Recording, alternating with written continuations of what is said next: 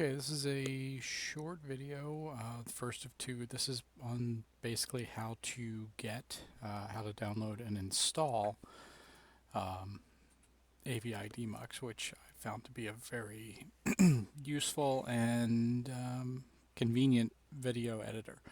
Now, this is not a video editor like Camtasia where you can add, you know, markers and all kinds of doodads. But if you're looking for something that you can sort of take a video and chop it up into pieces um, to create clips from it, etc., Avidemux works very well, and it's 100% free, which is nice, and it's open source, which is nice. So let's take a look. First, I'm just going from Google here, and I'm going to search for Avidemux.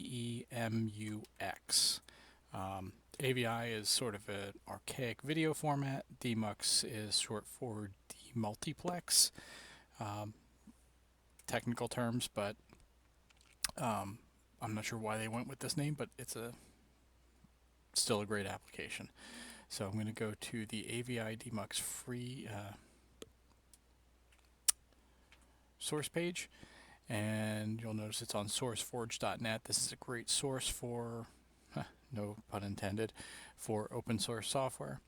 I'm going to go to downloads.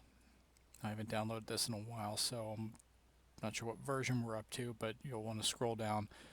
I used this a long time ago, 10, 12 years ago on Linux, and they've since made it available for Windows and Mac OS, and it works, in my experience, very well on every platform I've run it on. But in this case, since I have Windows 10, I'm going to select Windows. You have a choice of 32-bit or 64-bit. Even though most folks are running 64-bit version of Windows, I usually go with the 32-bit version of this software just because it tends to be a little more stable and you don't run into as many conflicts. So I'm going to select that and then select the Avidemux 32-bit Windows installer, and you'll see that's down in my downloads area here, and when that's done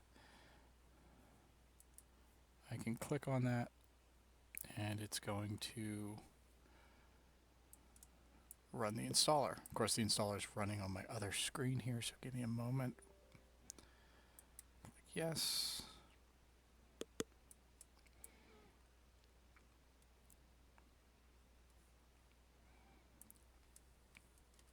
So essentially this is after a little bit of work to install, this is the install wizard that'll come up, and it's really just a lot of clicking next. So click next, read through the license. This is released under the GNU or GNU, however you choose to pronounce it, general public license, so it is free to use, redistribute, etc. No cost involved. There's no ads, no license fee. It's really fantastic. So I'm just going to click agree.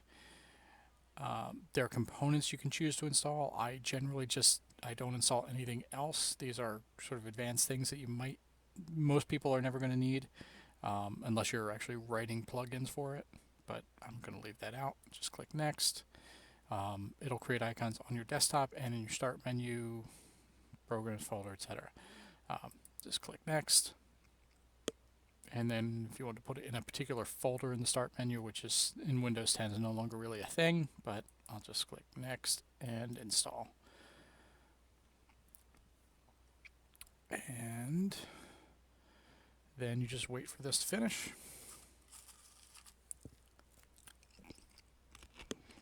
And if you want to view the changelog to see all the latest updates, you can do that. I uncheck that. And if you just leave this checked, run Avidemux now, then when you click finish,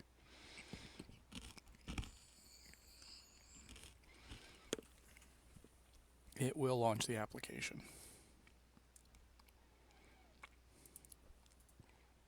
And it's popped up behind Chrome. So I'm going to stop this video and do a separate video where I show you kind of how to use this to basically take chunks out of a video or edit a video.